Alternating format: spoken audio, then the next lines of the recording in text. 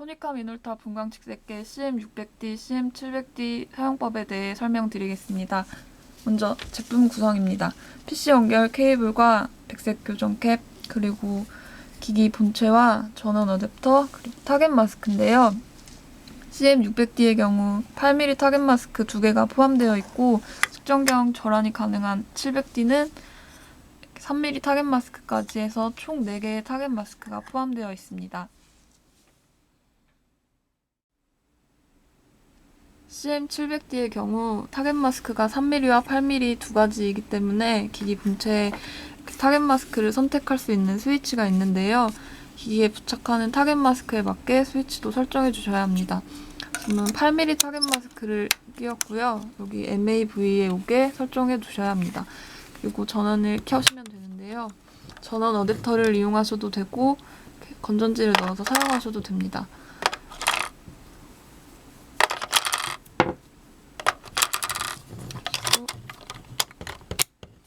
그리고 전원을 켜시면 됩니다. 전원을 켜보도록 하겠습니다. 전원을 켜시면 이렇게 교정 화면이 나오는데요. 제로 교정과 백색 교정을 실행해 주셔야 합니다. 그 전에 먼저 정반사광 포함 여부를 선택해 주셔야 하는데요. 아래 화살표와 메뉴 버튼을 동시에 눌러주시면 옵션 화면이 나오고 여기서 매저 컨디션을 선택해 주시면 정반사광 포함 여부를 선택할 수 있습니다. SCI는 정반사광을 포함해서 측정하는 걸로 물체 고유의 색을 측정할 수 있고요. SC는 정반사광을 포함하지 않고 측정하는 값으로 사람이 보는 것과 같은 색을 측정할 수 있습니다. 여기서는 SCI와 SC를 모두 볼 수도 있는데요. 이걸로 선택을 하고 교정을 해보도록 하겠습니다. 교정 화면으로 가실 때는 주황색 캘 버튼을 눌러주시면 교정 화면으로 갈 수 있습니다. 제로 교정은 교정 화면에서 커서를 제로 교정으로 놔주시고 진행해 주시면 됩니다. 기기를 반대로 놓고 수광부가 공중을 향하게 한 다음 측정해 주시면 되는데요. 수광부 반경 1m 이내에는 아무런 장애물이 없어야 합니다. 측정 버튼을 눌러주시면 플래시가 발광하면서 교정을 진행하게 되는데요. 중간중간 딸깍딸깍 나는 소리는 SC와 SCI를 측정하기 위해서 트랩이 여닫히는 소리입니다. 아까 SC와 SCI를 모두 보는 조건을 선택했기 때문에 소리가 난 거였고요. SC만 선택하거나 SCI만 선택한 경우에는 소리가 나지 않습니다. 제로 교정이 다 끝나셨으면 백색 교정을 해야 하는데요. 화이트 캘리브레이션에 커서를 놓으시고 백색 교정 캡을 띄워줍니다. 그리고 마찬가지로 측정 버튼을 눌러주시면 백색 교정이 진행됩니다. 교정은 각각 5번씩 플래시가 발광이 되는데 SC와 SCI를 모두 선택했기 때문에 각각 10번씩 지금 발광하고 있습니다.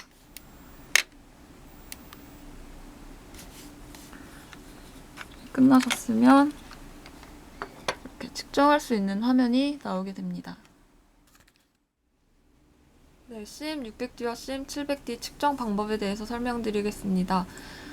기준색 없이 샘플만 측정하고 싶으신 경우에는 샘플 버튼을 눌러서 샘플 화면으로 이동하신 후에 측정해 주시면 됩니다.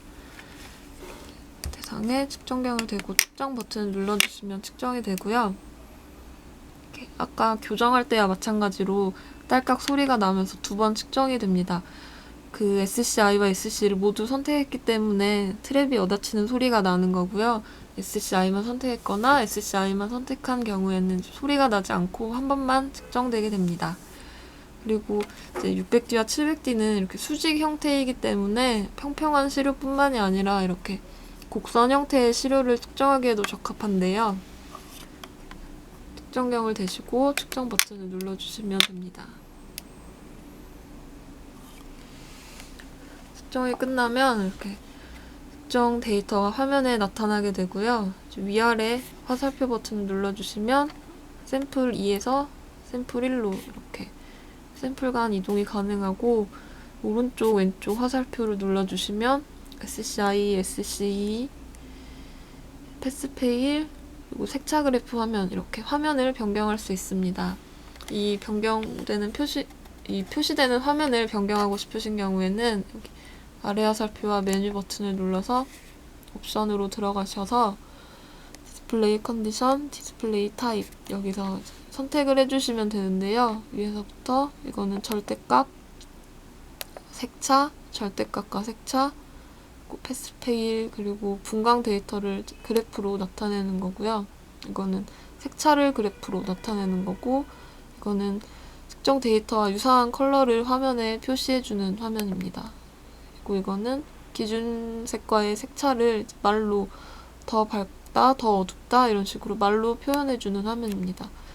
보고 싶으신 화면을 다 선택했으면 가운데 세이브 버튼을 눌러주시면 되고요. 밑에는 표색계 또 마찬가지로 원하는 표색계, 보고 싶으신 표색계가 있으시면 선택해 주시고 세이브 버튼 눌러주시면 됩니다. 이거는 색차 공식이고요. 마찬가지로 원하는 색차 공식을 선택하시고 세이브 눌러주시면 됩니다. 이거는 컬러 인덱스를 선택할 수 있는 건데 뭐 백색도나 황색도 같은 컬러 인덱스 보시고 싶으신 거를 선택하고 확인해 주시면 되고, 이거는 시야각, 이거는 광원입니다. 시야각과 광원은 뭐 정해진 측정 조건이 있으면 그거에 맞게 설정해 주시면 되고요. 여기 광원 2는 메타메리즘을 볼 때 설정해 주시면 되고, 특별한 경우가 아니면 광원 1만 선택해 주시면 됩니다. 네, 다음은 기준색을 설정해서 색차를 확인하는 방법입니다. 보시면 지금은 기준색이 설정되어 있지 않기 때문에 샘플에 대한 절대값만 나오고 색차는 확인할 수 없는데요. 타겟을 설정해 주시면 색차를 확인할 수 있습니다.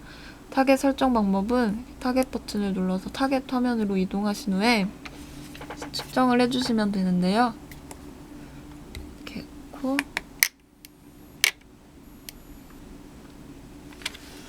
이렇게 보시면 기준색이 설정이 돼서 저장된 것을 볼 수 있습니다. 이 상태에서 샘플 버튼을 눌러보시면 아까와는 달리 색차를 확인할 수 있습니다. 지금 이 밑에 0001이라고 적혀있는 부분이 현재 샘플에 설정된 타겟을 나타내는 거고요. 이 위에는 지금부터 이제 측정을 하게 되면 설정될 타겟을 나타내고 있습니다. 새로운 타겟을 이제 저장하고 싶으시면 타겟 버튼으로 타겟 화면으로 다시 돌아와서 찍어주시면 되는데요. 지금 0001 저장되어 있는 이 0001에 다시 다른 색 타겟을 찍으면 이렇게 덮어 쓸 것인지 말 것인지를 결정하는 팝업 창이 나옵니다. 덮어 쓰고 싶으신 경우에는 OK를 하시면 되고 1번 타겟은 그대로 놔두고 새로운 타겟을 만들고 싶으시면 취소해 주시고 0001이 아니라 밑에 아래 화살표 버튼을 눌러주셔서 원하는 타겟 위치를 지정해 주신 다음에 찍어 주시면 됩니다.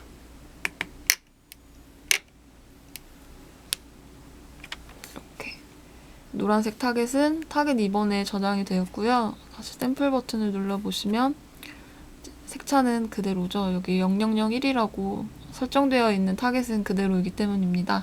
지금 2번 타겟이 설정이 되어 있기 때문에 지금부터 찍는 샘플들은 2번 타겟에 맞는 색차를 확인할 수 있습니다. 다시 측정해보면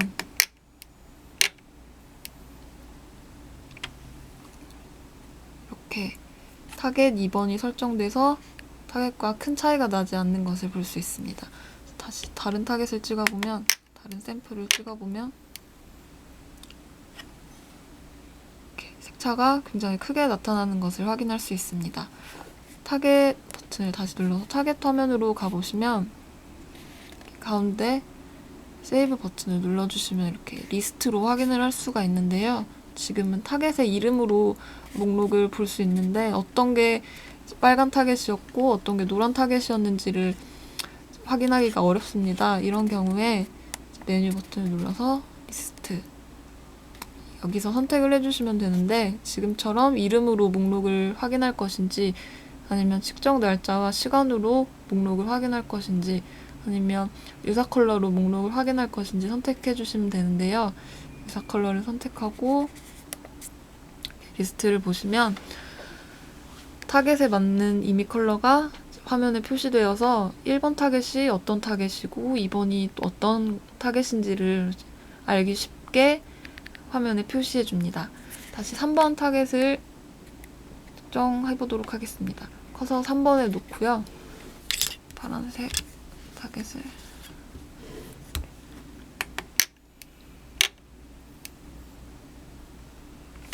측정해 주시면 이렇게 빨간색, 노란색, 파란색 타겟 3가지가 이렇게 알기 쉽게 화면에 표시되는 것을 볼 수 있습니다.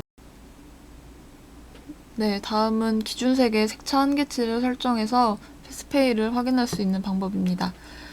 먼저 한계치를 설정하고자 하는 기준색을 선택하신 다음에 메뉴 버튼을 눌러주시고 톨러런스를 해주시면 됩니다.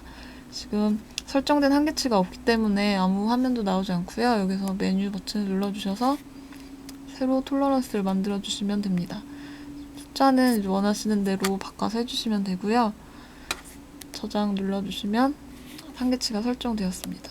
샘플 화면으로 돌아가서 다시 샘플을 측정해보면 이렇게 색차가 0.43, 0.26, 0.27, 0.45로 아주 작게 나는데요. 패스페일 화면에서 보시면 이렇게 톨러런스 안에, 한계치 안에 값이 들어오기 때문에 패스인 것을 확인할 수 있습니다. 기준값과 색차가 많이 나는 다른 샘플을 측정해보면 이렇게 페일 화면이 나오게 되고요. 색차를 확인해보면 마이너스 8.3, 55.68, 50.78, 51.26 이렇게 색차가 굉장히 크게 나타나서 한계치를 벗어나기 때문에 페일로 나타나는 것을 확인할 수 있습니다. 이 파란색과 조금 다른 이 하늘색을 찍어보면 이것도 마찬가지로 색차가 매우 크게 나타나서 페일인 것을 확인할 수 있습니다. 샘플과 타겟 화면에서 메뉴 버튼에 대한 설명입니다. 샘플 화면에서 메뉴 버튼을 눌러보시면 이렇게 현재 데이터를 삭제할 것인지 하는 메뉴와 이름 변경 메뉴가 나옵니다. 이렇게 오른쪽 왼쪽 화살표를 이용해서 커서 위치를 움직이시면 되고요. 위아래 화살표를 이용해서 영어 대문자 그리고 영어 소문자 다음에 기호 그리고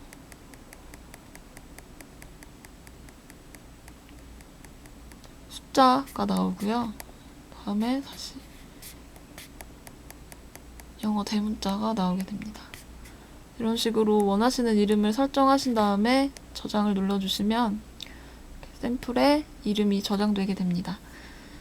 그리고 리스트로 샘플 측정된 데이터들을 리스트로 표시할 때 이미 컬러로 볼 것인지 측정 날짜와 시간으로 볼 것인지 아니면 이름으로 볼 것인지를 선택할 수 있고요.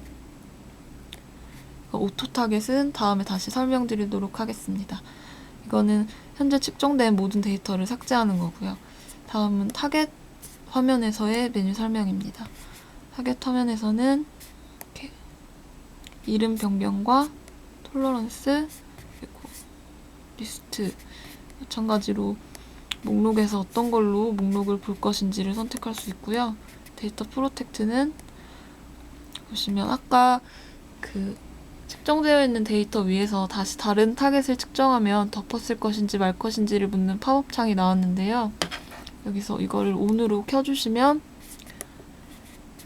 지금 데이터가 있는 상태에서도 다른 타겟을 측정하면 이렇게 데이터가 프로텍트 되어 있기 때문에 아예 측정 자체가 되지 않습니다. 중요한 타겟이라서 혹시나 덮었어서 타겟을 잃어버리고 싶지 않으신 경우에 데이터 프로텍트를 사용하시면 좋습니다.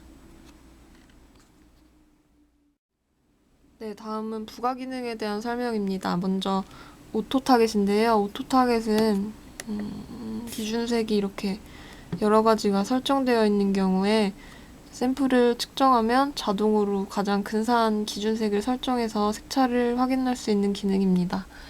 먼저 샘플 화면에서 메뉴 버튼 누르시고 오토 타겟을 ON으로 설정하시고요. 샘플을 찍어주시면 됩니다. 여기 이렇게 타겟 오토라고 표시가 되고요.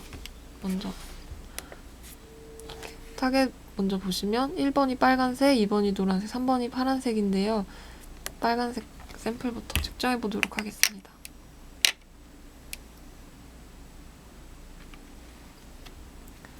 이렇게 보시면 자동으로 1번 타겟이 설정이 된 거를 확인할 수 있습니다. 노란색 샘플을 측정해 보면 이것도 자동으로 2번 타겟이 설정이 되고요. 파란색 역시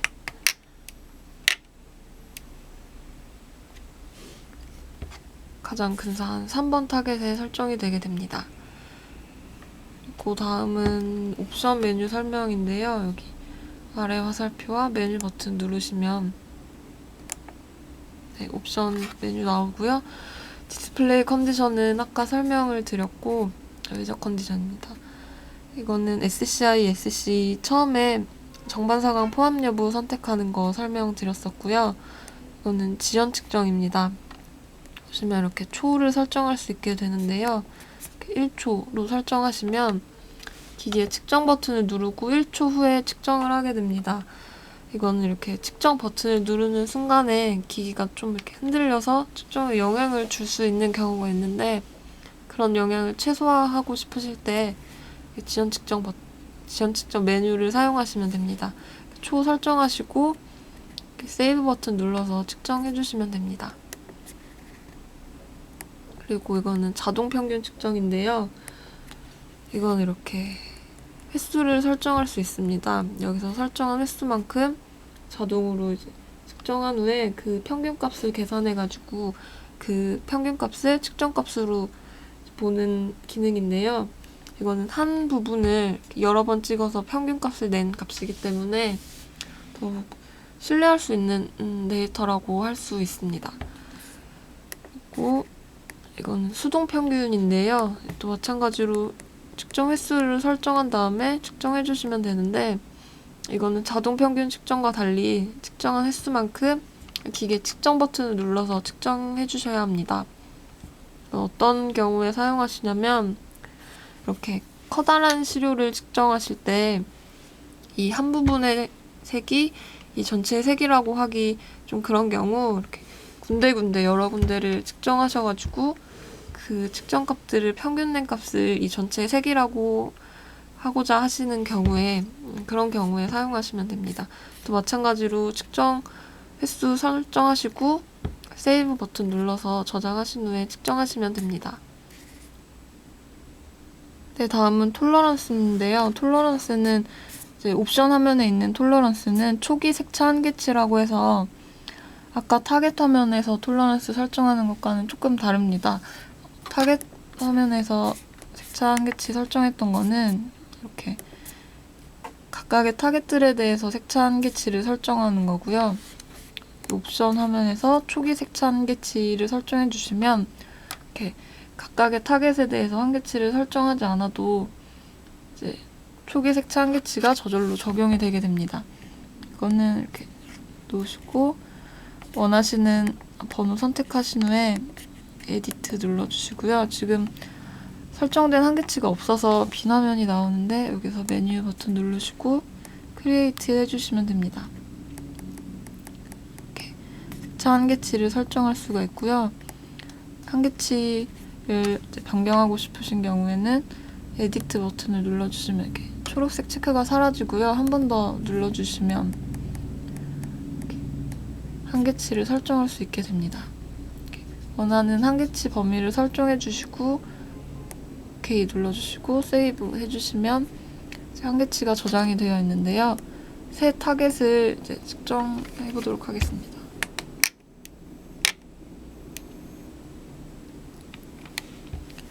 새 타겟을 측정하고 톨러런스를 확인해 보면 아까 설정했던 초기 색차 한계치대로 이렇게 적용이 되어 있는 것을 확인할 수 있습니다.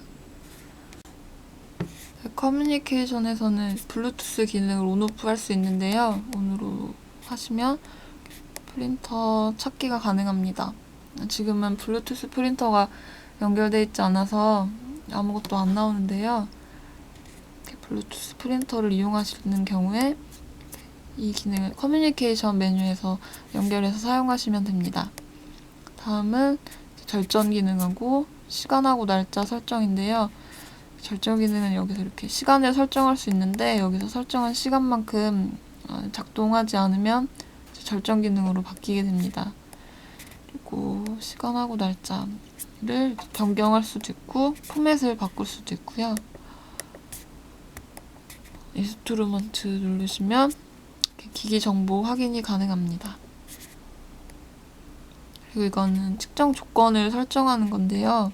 보시면 1에서 8까지 8가지 측정 조건을 저장해 놓을 수 있습니다. 원하시는 번호 선택하시고 에디트 눌러주시면 이렇게 측정 조건을 다 설정할 수 있습니다.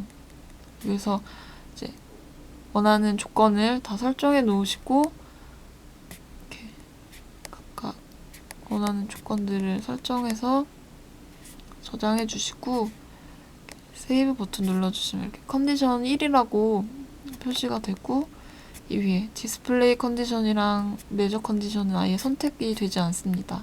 이렇게 아까 설정했던 그 컨디션 그 조건대로 측정이 되게 되고요.